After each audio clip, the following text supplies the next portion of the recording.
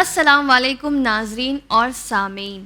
ہم نے آپ کے لیے جب سیریز کو شروع کیا تھا ہم نہیں جانتے تھے کہ ہمارا رسپانس اتنا اچھا ملے گا. آپ سب نے اس سیریز کو بہت زیادہ پسند کیا اور اسی لیے ہم نے یہ بھی سوچا کہ آپ کے لیے اس سلسلے کو جاری رکھا جائے اور ان سوروں کی معرفت حاصل کی جائے کہ کون سا سورہ ہے جو ہمارے رزق میں مدد کرتا ہے, کون سا سورہ ہے جو صحت کے لیے مفید ہے, وہ کون سا سورہ ہے جو آل اولاد کے لیے بہت بہترین ہے. اور ایسے کئی سارے سورے ہیں. ہم سوروں کی تلاوت تو ضرور کرتے ہیں لیکن ان کی معرفت کہیں نہ کہیں نہیں رکھتے.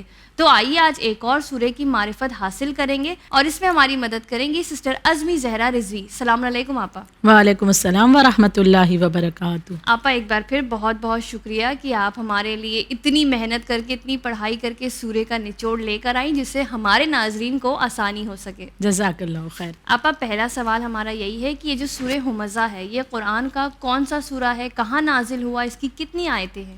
اعوذ باللہ من الشیطان اللعین الرجیم. بسم اللہ الرحمن الرحیم. یقیناً قرآن مجید جو کہ ہماری ہدایت کے لیے ہے اور یقیناً ایک ایک لفظ اس کا موتی وہ حرف کہ جو انسان واقعاً اگر توجہ دے غور کرے تو اس کی زندگی میں کوئی مشکلات آ ہی نہیں سکتی. اور مشکلات سے مراد ہے کہ اس کی آخرت کبھی بھی تباہ و برباد نہیں ہو سکتی اور وہ اس خوشنودی پروردگار عالم تک پہنچ سکتا ہے جس کے لیے حقیقی معنوں میں خداوند عالم نے اسے یہ زندگی عطا کی ہے اگر وہ ساتھ اپنے قرآن مجید کی تعلیمات کو لے کر چلے. قرآن مجید کا ہی ایک بہترین سورہ ہے سورہ ہمزہ. اور یہ اگر ہم دیکھیں کہ یہ سوروں کی فہرست میں کس نمبر پر ہے تو یہ قرآن مجید کا سورہ نمبر 104 ہے اور یہ سورہ مکہ میں نازل ہوا اور اس کی 9 آیات ہیں. آیات تو 9 ہیں, مختصر ہیں, بہت بڑا سورہ نہیں ہے اور یقیناً اس کی تلاوت کے بہت سے فائدے بھی ہیں. تو جو کہ یہ مختصر تو ہے لیکن اس کے معنی بہت زیادہ ہیں, پرمعنی سورہ ایسا کہ جس سے ہم بہت کچھ معنی و مطالب, پیغام, میسیجز, بہت کچھ چیزیں حاصل کر سکتے ہیں. اور یہ سورہ کے اس کے بارے میں مختصر تعارف پیش کر دوں کہ سورہ ہمزہ اس سورے میں فتنہ اور غیبت کی جو ہے مذمت کی گئی ہے. فتنہ اور غیبت نہ صرف یہ بلکہ عیب جوئی کی, کیونکہ بعض اوقات یہ چیزیں عام ہوتی ہیں, انسانوں میں پائی جاتی ہیں کہ دوسروں کے عیب کو عیاں کرنا, دوسروں کے عیب کی تلاش میں پھرنا کہ کسی کا کچھ عیب ہاتھ لگ جائے تو اسے ہمارے معاشرے کی سب سے بڑی پرابلم ہی لوگ ایک دوسرے کے عیبوں پہ بہت زیادہ توجہ رکھتے ہیں. اچھا, ان چیزوں کو ہم اپنے لیے پسند نہیں کرتے کہ کوئی ہمارے عیب کو کہیں ظاہر کرے, لیکن دوسروں کے عیب کو ظاہر کرنا یہ ایک شیوا بن جاتا ہے. تو بارہا قرآن مجید نے ہمیں اس کے لیے روکا ہے اور ایسے سورے جو باقاعدگی سے اپنے معنی مطالب کے ساتھ ہمیں ہدایت کر رہے ہوتے ہیں کہ کس بہترین طریقے سے خداوند عالم نے ان سوروں میں ان آیتوں کے ذریعے سے ہمیں مذمت کی ہے. یہ سورہ مبارکہ سورہ ہمزہ میں ہر قسم کے فتنہ غیبت کی مذمت کی گئی, کسی کی عیب جوئی کی مذمت کی گئی ہے, حتیٰ کہ مال و دولت ملنے کی بنا پر اگر انسان میں تکبر پیدا ہوتا ہے, غرور, گھمنڈ آ جاتا ہے تو ایسے مالدار کی بھی مذمت کی گئی ہے. اچھا, یہاں پر یہ بھی واضح کر دوں ایسے مالدار کی نہیں کہ جس کے پاس مال و دولت ہے اور وہ اس کے ساتھ میں ایسی زندگی بسر کر رہا ہے کہ دوسروں کا بھی خیال رکھتا ہے, اپنے بھی اخراجات پورے کرتا ہے. یعنی مال سے مسئلہ نہیں ہے, مسئلہ ہے مال کے آنے کے بعد تکبر سے.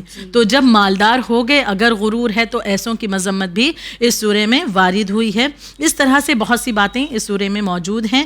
اور ہمزہ اگر اس کی تھوڑی سی وضاحت کروں کہ ہمزہ کے اگر ہم مادہ یعنی اصل کو جاننے کی کوشش کریں اس لفظ کے معنی کے طور پر تو یہ توڑنے کے معنی میں استعمال ہوتا ہے. ہمزہ توڑنے کے معنی میں استعمال ہوتا ہے اور چونکہ عیب جوئی کرنے والا یعنی دوسروں کے عیب کی تلاش میں لگا رہتا ہے جو بشر, یا غیبت کرنے والا وہ دوسروں کے وجود کو توڑ رہا ہوتا ہے, لہٰذا اس معنی میں یہ وارد ہوا ہے. بعض نے کہا ہے کہ ہمزہ غیبت کرنے کے معنی میں ہے اور لمزہ عیب جوئی کرنے کے معنی میں ہے. اور اس میں ویل کا جو لفظ استعمال ہوا ہے یعنی جو آغاز ہوتا ہے ویل لکل ہمزۃ لمزہ, ویل کے معنی افسوس وغیرہ کے معنی میں ہے کہ افسوس ہے ایسے بشر پر, یا افسوس ہے غیبت کرنے والے پر, افسوس ہے عیب جوئی کرنے والے پر. تو اس معنی میں استعمال ہوا ہے. تو اس انداز سے سورے کا آغاز ہو رہا ہے. بہت بہترین سورہ ہے, یقیناً انسان کے لیے ایک آئی اوپنر کا کام کرے اگر وہ توجہ دے کر کے اس سورے کو نہ صرف پڑھے بلکہ معرفت حاصل کرنے کے لیے اس کی تفسیر, اس کے معنی مطالب کو جاننے کی کوشش کرے. کون سوچ سکتا تھا کہ ایک سورہ ہے جو ہمیں اخلاقیات پہ اتنی توجہ دے رہا ہے, مطلب پڑھ تو کئی بار لیتے ہیں لیکن یہ نہیں پتا تھا کہ یہ سورہ میں کیا ہم سے کہا جا رہا ہے. کیونکہ ہم نے یہ سوچا صرف تلاوت کر لینا کافی ہے. ہم نے پڑھ لیا جو قرآن مجید کی جس پر نگاہ کرنا عبادت ہے تو ہم نے چند آیتوں کی تلاوت کر لی, بس ثواب مل گیا. لیکن ہم نے اگر اس سے بڑھ کر تھوڑا آگے سوچا, حقیقی معنوں میں اس معنی کو ہم حاصل کریں کہ قرآن مجید سے پڑھ لینے کا نام نہیں ہے, قرآن مجید کو اپنی زندگی میں لے آنے کا نام ہے, اس کی تعلیمات کے ماتحت اپنی زندگی کو ڈھالنے کا نام ہے. تو جب اس کے مطالب کو سمجھ کر معرفت کے ساتھ ہم جاننے کی کوشش کریں گے تب اس مقصد تک انشاءاللہ پہنچ سکیں گے انشاءاللہ. آپا ہمارا دوسرا سوال یہ کہ یہ تو رہا اس سورہ کا انٹروڈکشن, اب یہ سورہ ہمارے لیے اخروی یعنی آخرت کی دنیا میں کس طرح کام آئے گا, یا پھر اس دنیا میں اگر ہم بات کریں اس کے پڑھنے کے کیا فوائد ملتے ہیں کہ کس طرح یہ ہمیں فائدہ پہنچائے گا دونوں دنیا میں, مرنے کے بعد بھی اور اس دنیا میں؟ جی, مفسرین نے جب بھی کسی سورے کی تفسیر وہ لکھتے ہیں تو اس سورے کے متعلق دنیاوی فائدے یا اخروی فائدے جو ہیں اس کے لیے بھی انہوں نے احادیث کا سہارا لے کر کے بات کو ہم تک پہنچایا ہے.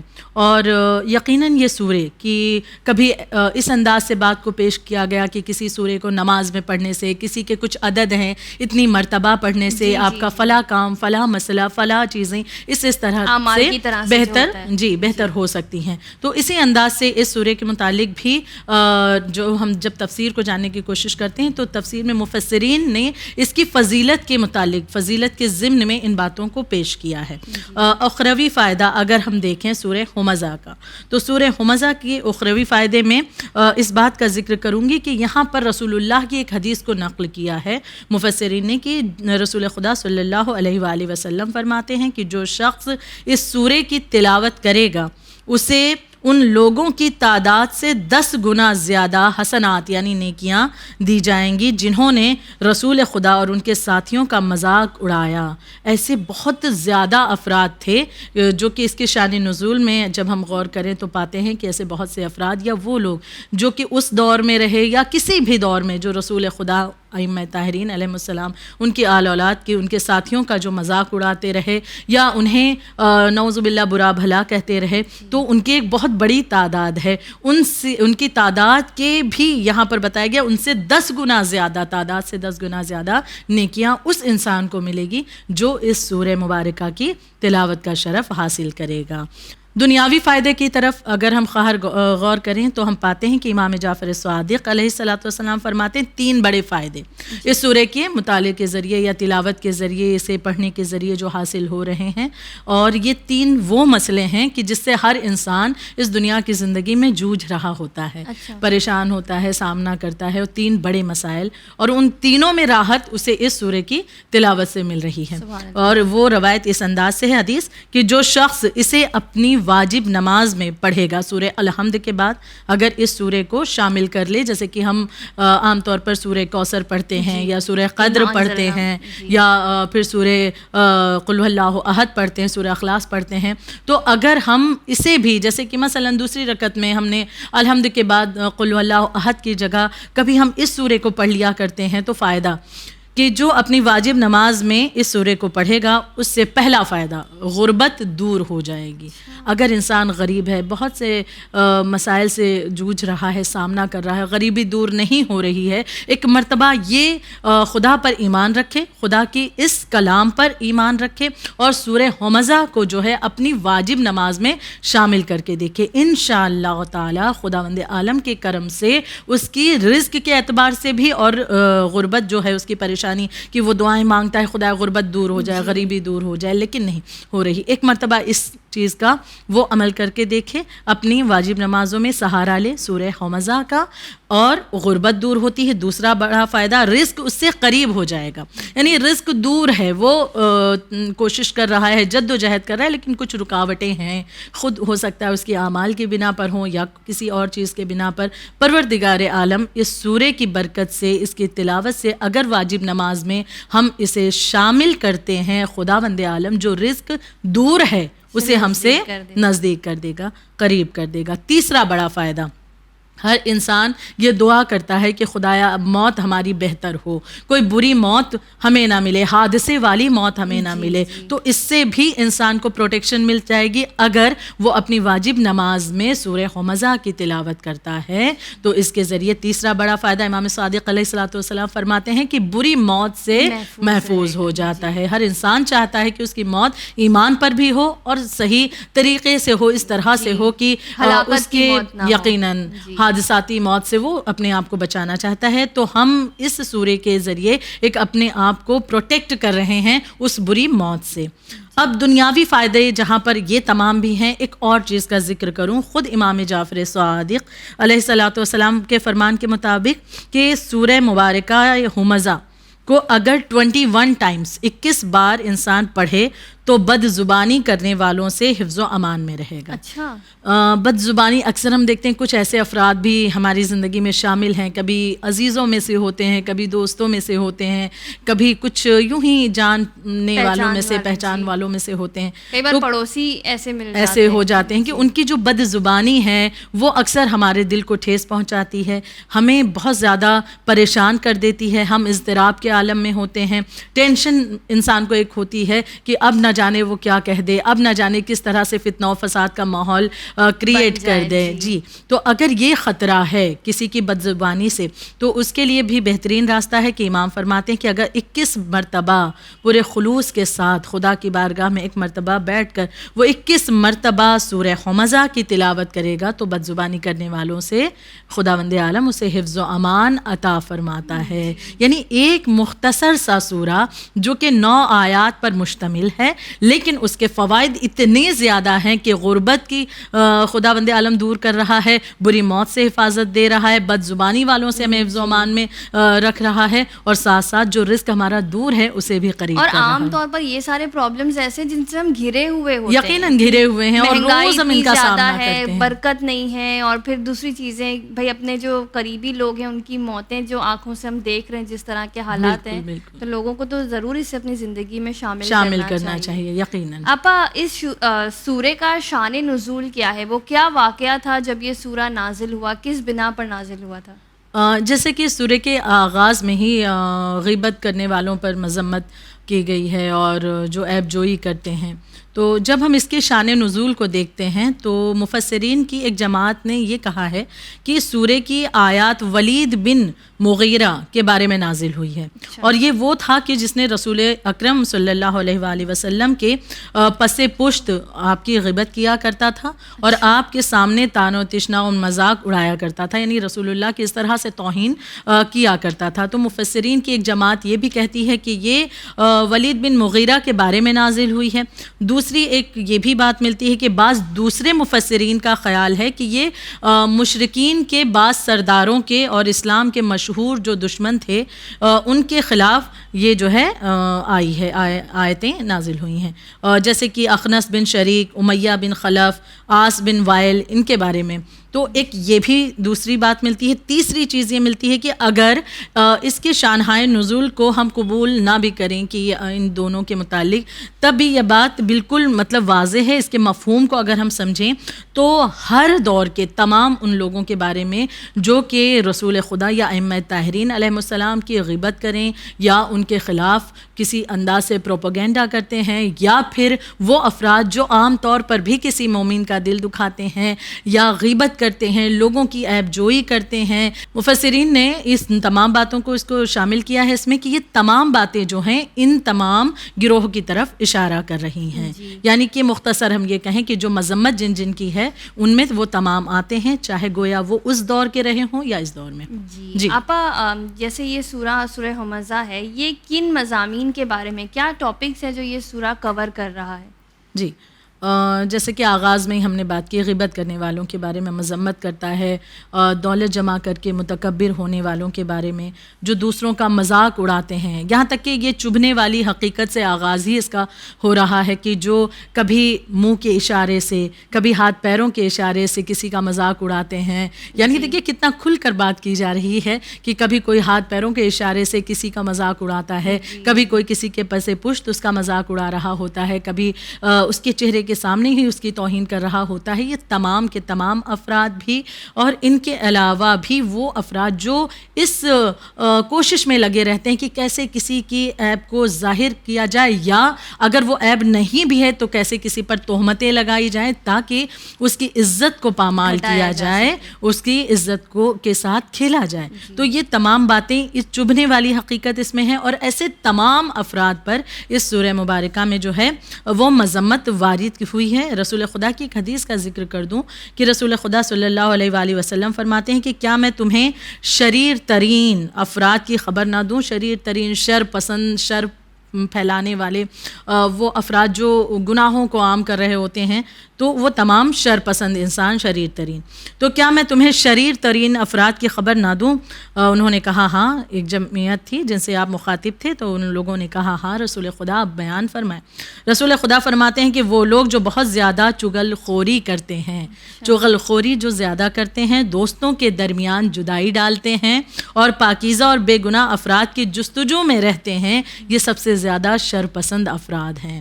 ہم آج دیکھیں زمانے میں یہ چیزیں بہت عام ہیں. دو لوگ اچھی بن رہی ہے, اچھی خاصی ان کے درمیان گفتگو ہے, بات چیت ہے, رشتہ دار ہیں, عزیز و اقربا, دو رشتہ دار اچھی ان کے ساتھ بن رہی ہے, لیکن کبھی کوئی تیسرا انسان حسد کا مارا جسے یہ پسند نہیں ہے کہ وہ دو میں ایک اچھی ٹیوننگ ہو جائے, تو غلط فہمیاں پیدا کر دی جاتی ہیں. کبھی اس کے کان بھرے جاتے ہیں, کبھی اس سے کچھ کہا جاتا ہے, تہمتوں کے بازار گرم کیے جاتے ہیں. یعنی جو چغل خوری کی جا کر اس سے کچھ کہہ دیا, فلاں نے آپ کو یہ کہا, ان سے کہہ دیا آپ کے بارے میں فلاں نے کیا کہا, اس طرح سے جو جدائی ڈالتے ہیں, رسول خدا نے انہیں شر پسند افراد کہا ہے, شریر انسان کہا ہے. یقیناً جب رسول خدا جسے فرما دیں تو خدا کی لعنت کا وہ مستحق ہو جاتا ہے, حقدار ہو جاتا ہے.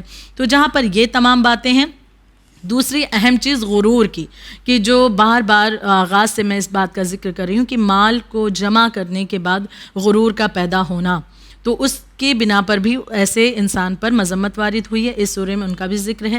اچھا, غرور کی وجہ سے انسان دیکھیے بہت سی ایسے نقصانات ہیں جن کا سامنا کرتا ہے, جیسے کہ خدا سے غافل ہو جاتا ہے.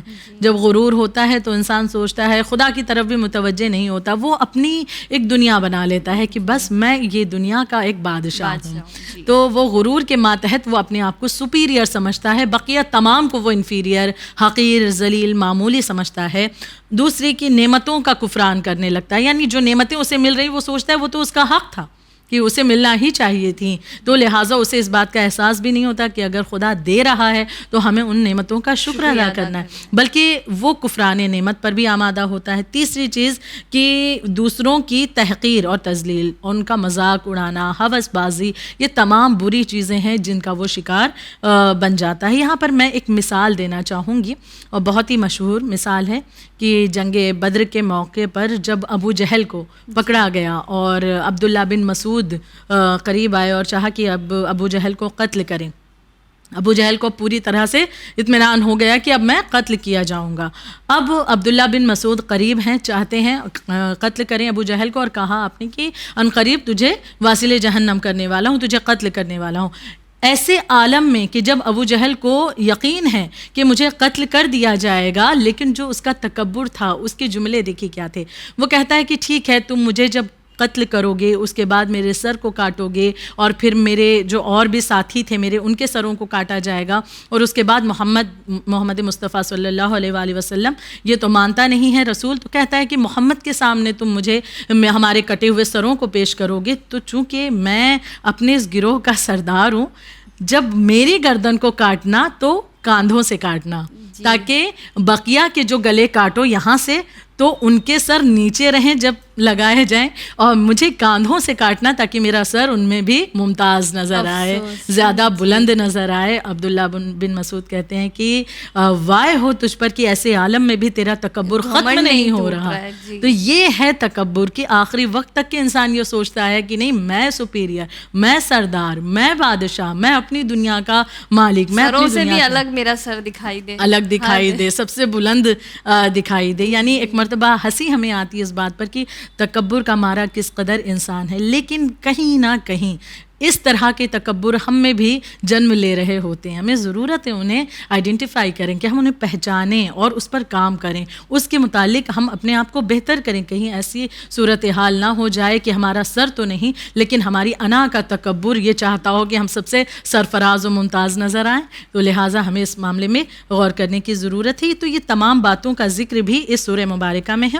اور آخر میں اس سورہ کے ایسے گنہگار لوگوں کے لیے دردناک دوزخ کی آگ کا ذکر کیا گیا ہے, جس میں لوگوں کو ڈال دیا جائے گا اور وہ دوزخ کی بھڑکتی ہوئی آگ میں طولانی عرصے تک وہیں رہنے والے ہیں. تو یہ تمام باتیں بھی اس سورہ مبارکہ میں ذکر کی گئی ہیں. جی خان, بہت بہت خوب آپا, بہت ہی پڑھنے کے بعد جو سورہ کی حقیقت پتہ چلتی ہے. اب جب اس کی تلاوت ہم انشاءاللہ کریں گے تو ہمارا جو نظریہ ہوگا اس سورہ کو لے کے وہ ایک الگ نظریہ ہوگا انشاءاللہ. آپا جانے سے پہلے ایک آخری سوال آپ سے کرنا چاہیں گے کہ یہ ساری باتیں تو ہم نے سورہ کے بارے میں سن لی, جان لی, ہمارے لیے اس سورہ سے پیغام کیا ہے کہ ہم کیا اس میں سے حاصل کر سکتے ہیں اپنے لیے, کہ اپنی لائف میں ہم کیا عملات کریں, کیا چیزیں کریں پڑھنے کے بعد؟ جی, سب سے پہلے تو ہم توجہ دیں کہ جب اس کی شان نزول کو ہم دیکھ رہے ہیں تو ہم دیکھ رہے ہیں کہ ان تمام لوگوں کا شمار اس میں کیا جا رہا ہے جو ان تمام بیماری کہیں یہ گناہ کو, ان تمام گناہ کے مارے ہیں. تو اب ان پر تو خدا کی لعنت ہی ہے.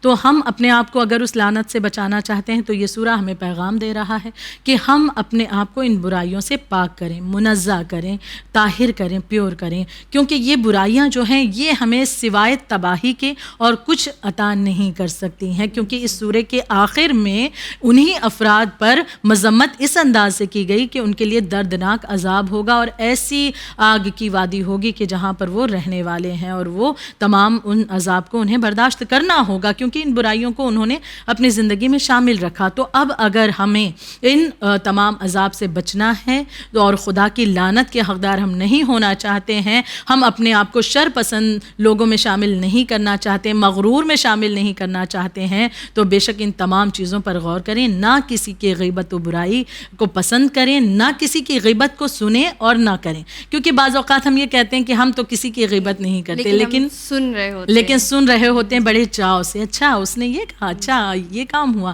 فلاں کے گھر میں یہ چل رہا ہے, اچھا فلاں کی بیٹی کا یہ معاملہ ہے, اچھا فلاں کا بیٹا اس نے یہ کر لیا. تو لہٰذا اس کو ہم بہت انٹرسٹ لے کر کے سن رہے ہوتے ہیں. تو غیبت جہاں کرنا گناہ ہے, غیبت سننے کی بھی مذمت وارد ہوئی ہے. تو لہٰذا اس انداز سے بچائیں اپنے آپ کو. عیب جوئی کرنے سے لوگوں کے عیب تلاش نہ کریں, ہم اپنے عیب پر نگاہ کریں کہ ہمارے اندر کتنے ایسے عیب ہیں جنہیں ہمیں درست کرنے کی ضرورت ہے. ہمیں اپنے غرور کو بہتر کرنے کی ضرورت ہے, کہ غرور کو دور کرنے کی ضرورت ہے. ایسا نہ ہو جائے ہمارے ابھی انجام ابو جہل جیسوں کے ساتھ ہو جائے, خدا نہ خواستہ اللہ نہ کرے. لہٰذا ان تمام پیغامات پر ہمیں توجہ دینی ہے جو یہ بہترین سورہ ہمزہ ہمیں دے رہا ہے. جی بہت بہت شکریہ آپا, آپ نے بہت ہی بہترین انداز سے سنایا. اور جب آپ نے شروع کیا اس کے بارے میں بتانا تب ہم اس سورہ کی کوئی معرفت نہیں رکھتے تھے, اور سنتے ہی اتنا زیادہ اب لگ رہا ہے کہ اس سورہ کو ہم بہت نزدیک سے پہچانتے ہیں اور اس سورہ میں کیا ہوا سب ہمیں پتہ ہے. ناظرین سے بھی یہی امید ہے کہ آپ کو سورہ ہمزہ کی اب جو معرفت ہوگی کہ یہ کن چیزوں کے بارے میں ہمیں بتا رہا ہے, کہ کیسے ہمیں یہ چغل خوری سے, غیبت سے دور کر رہا ہے, اخلاقیات پر ہمارے کام کر رہا ہے. انشاءاللہ آپ سے امید ہے کہ آپ اس سورہ کی ضرور تلاوت کریں گے اور اس کے فوائد حاصل کریں گے. آپ دیکھتے رہیے چینل ون. مجھے دیجیے اجازت. شکریہ. خدا حافظ.